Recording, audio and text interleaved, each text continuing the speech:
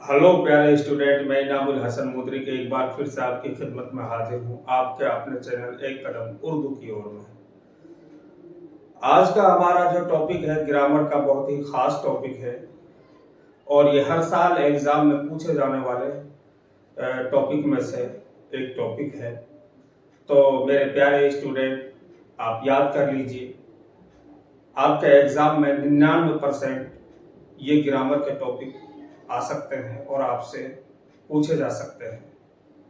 तो आपने इनको एक बार समझ लिया तो इंशाअल्लाह मैं आपसे वादा करता हूँ आप पूरे नंबर लेकर आओगे। हर टॉपिक जो है ये आज हमने 5 टॉपिक लिखवाए हैं, तो हर टॉपिक इसमें से 2 नंबर का है। तो आज हम बताएंगे फाइल के लिहाज से फ़ैल की किस्में, यानी कि फाइल के लिहाज से फ़ैल की किस्में 5 है और इनमें से कोई भी टॉपिक ग्रामर का आपके बोर्ड के एग्जाम में आ सकता है और ये सभी तरह की क्लासों में आता है। हाई लेवल की क्लासेज हों या छोटी क्लासें हों, सब में ये सवालात ग्रामर के पूछे जाते हैं। तो इसलिए सबसे पहले मेरे प्यारे स्टूडेंट, आप स्क्रीनशॉट ले लीजिए ताकि आप अपनी नोटबुक में आसानी से उतार सकें।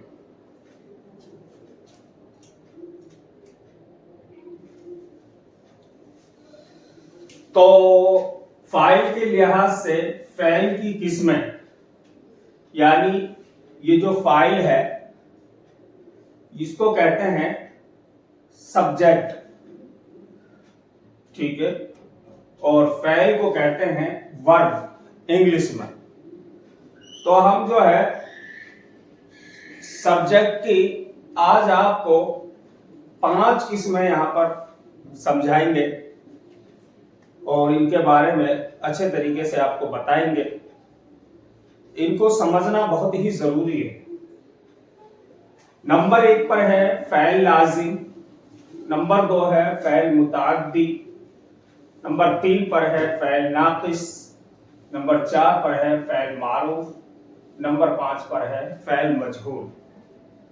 तो फाइल के लिहाज से फ़ैल की 5 किस्में होती हैं। नंबर 1 पर हमने लिया है फ़ैल लाजिम को। नंबर 1 पर हमने फ़ैल लाजिम को लिया है, जिसको इंग्लिश में इंट्रांजिटिव वर्ब कहा जाता है, जिसका असर सिर्फ फाइल तक रहे। यानी फ़ैल लाजिम किसे कहते हैं? जिसका असर सिर्फ फाइल तक रहे और किसी पर असर न डाले, बल्कि असर को साबित करे। समझ लीजिए ध्यान से। मिसाल, सालिम दौड़ा। देखिए, फ़ैल लाजिम किसे कहते हैं? यानी जिसका असर खुद काम करने वाले पर हो बल्कि किसी और पर ना हो, ठीक है। जैसे मैं दौड़ा, ठीक, मैं चला, तो अब इन दोनों कामों में आप समझ सकते हैं, मैं अगर दौड़ा हूं तो इसका असर मुझ पर है, बल्कि ना आप पर है ना किसी और पर है, ठीक है। तो इसमें जो है क्या होता है, जिसका असर सिर्फ फाइल तक रहे, यानी कि जिसका असर सिर्फ सब्जेक्ट तक रहे, ठीक है, और ऑब्जेक्ट तक ना जाए। जिसका असर ऑब्जेक्ट तक ना जाए, यानी सब्जेक्ट तक ही रहे, फाइल तक ही रहे और खुद पर असर हो। आसान है, सिंपल सा है, समझ में आ जाएगा। तो यहां देखिए, सालिम दौड़ा। अगर सालिम दौड़ रहा है तो इसका असर सालिम पर है, किसी और पर नहीं है, ना आप पर है ना हम पर है। अब देखिए, फ़ैल मुतअद्दी किसे कहते हैं?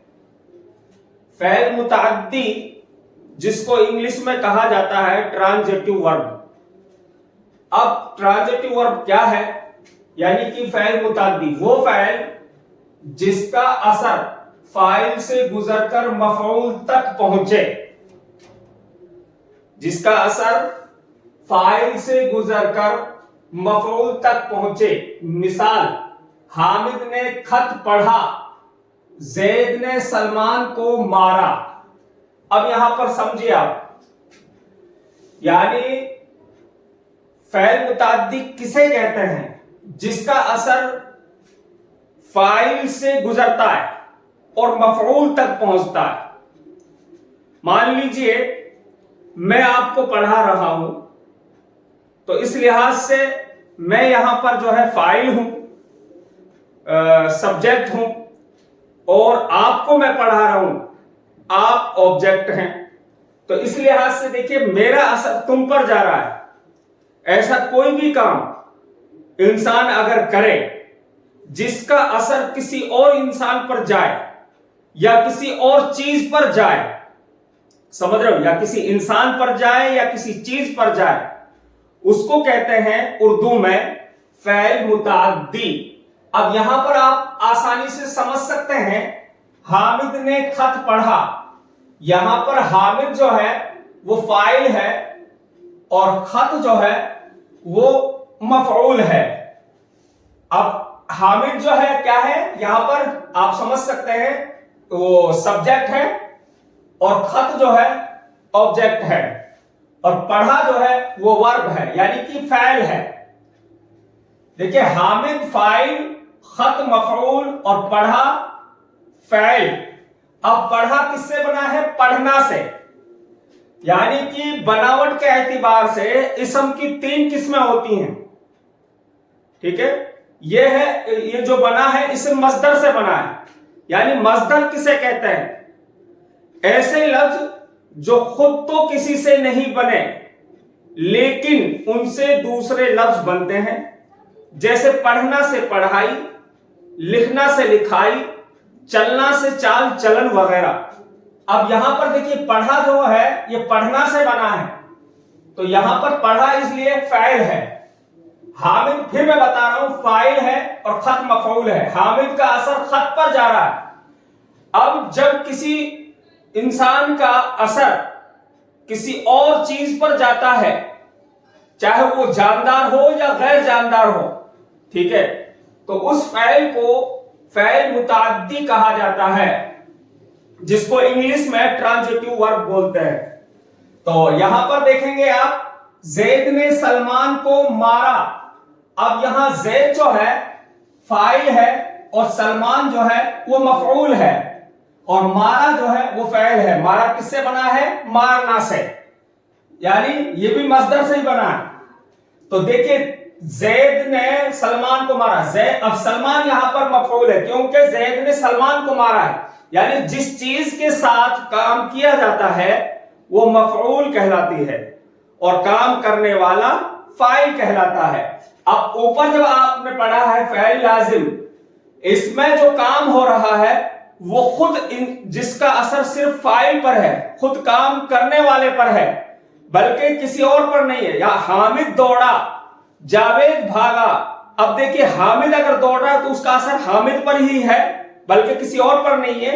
اب نیچے جو اس کو سمجھے فعل متعدی, اس میں جو ہے اثر دوسری چیز پر جا رہا ہے, کسی اور چیز پر جا رہا ہے, کسی اور بندے پر جا رہا ہے.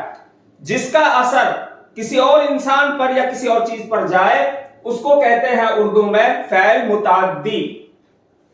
نمبر 3 پر ہے فعل ناقص. اب فعل ناقص کیا ہے ذرا غور سے سمجھے اس کو. جب یہ دونوں اوپر کی آپ کو سمجھ میں آ جائیں گی تو نیچے کے بھی ٹاپک 3 نمبر کا آپ کو آسانی سے سمجھ میں آئے گا. فعل ناقص وہ فعل ہے جس میں کسی کام کا کرنا نہیں پایا جاتا. فعل ناقص کسے کہتے ہیں؟ جس میں کسی کام کا کرنا نہیں پایا جاتا بلکہ ہونا پایا جاتا ہے. یہ لکھا, اس میں کیا ہے, کام کا کرنا نہیں پایا جاتا بلکہ ہونا پایا جاتا ہے کیونکہ یہ ناقص ہے. یعنی کام ہو رہا ہے, یوں سمجھ لیجئے گزرے وقت میں, تو اس میں جو ہے کام پورا نہیں ہے. ٹھیک اس طریقے سے, اور نہ ہی اس کا کوئی فاعل ہوتا ہے. اور فاعل ناقص کے اندر کبھی فاعل نہیں ہوتا ہے اور اس کا بھی اثر خود پر ہوتا ہے, کسی اور پر نہیں ہوتا. یہاں لکھا ہے اور اثر کو ثابت کرے، کسی اور پر اثر نہ ڈالے، بلکہ یہ بھی اثر کو ثابت کرتا ہے اور کسی پر اثر نہیں ڈالتا ہے۔ اس میں فرق کیا ہے فعل لازم میں اور فعل ناقص میں؟ فعل لازم میں جو ہے فاعل ہوتا ہے، یعنی کہ اس میں آبجیکٹ سبجیکٹ ہوتا ہے فعل لازم میں، اور فعل ناقص میں سبجیکٹ نہیں ہوتا ہے، یعنی کہ فاعل نہیں ہوتا ہے۔ جیسے راجو چور ہے، اب راجو جو چور ہے وہ تو چور ہے، اس کی تاثیر ہے، وہ اس کے اندر وہ خوبی ہے، وہ اس کا جو کام ہے۔ اب اس میں اس وقت یہ فاعل نہیں ہے، تو فاعل ناقص کی پہچان ہے کہ اس میں فاعل نہیں ہوتا ہے۔ سمپل طریقے سے سمجھ جاؤ گے آپ اس طریقے سے، یعنی کہ فاعل ناقص کے اندر فاعل نہیں ہوتا اور نہ ہی کسی پر اثر ڈالتا ہے۔ اب حامد بیمار تھا، یہ بھی جو ہے فعل ناقص ہے۔ اب دیکھیں حامد بیمار تھا، اب گزرے ہوئے وقت کی بات ہے، ٹھیک ہے نا، جو وقت گزر چکا ہے اس میں ہی لگاتے ہیں تھا تھی کا استعمال۔ جیسے ماضی قریب، ماضی بعید، ماضی قریب میں ہے کا استعمال ہو جاتا ہے، اور ماضی بعید جو کام بہت پہلے ہوا ہے اس میں تھا کا تھی کا استعمال ہوتا ہے۔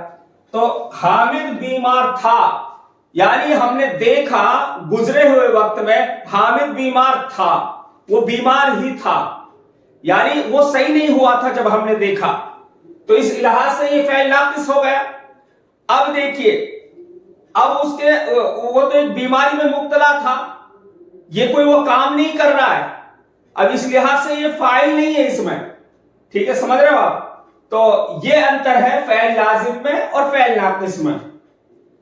پھر سے سمجھ لیجئے، وہ فعل ناقص وہ فعل ہے جس میں کسی کام کا کرنا نہیں پایا جاتا بلکہ ہونا پایا جاتا ہے، اور نہ ہی اس کا کوئی فاعل ہوتا ہے۔ اس میں کوئی فاعل نہیں ہوتا ہے اور اثر کو ثابت کرے، کسی اور پر اثر نہ ڈالے۔ اگر حامد چور ہے تو اس کا اثر اس پر ہی ہے، کسی اور پر نہیں ہے۔ حامد اگر بیمار ہے تو اس کا اثر حامد پر ہے، کسی اور پر نہیں ہے۔ تو اس طرح کے فعل کو فعل ناقص کہا جاتا ہے اردو میں۔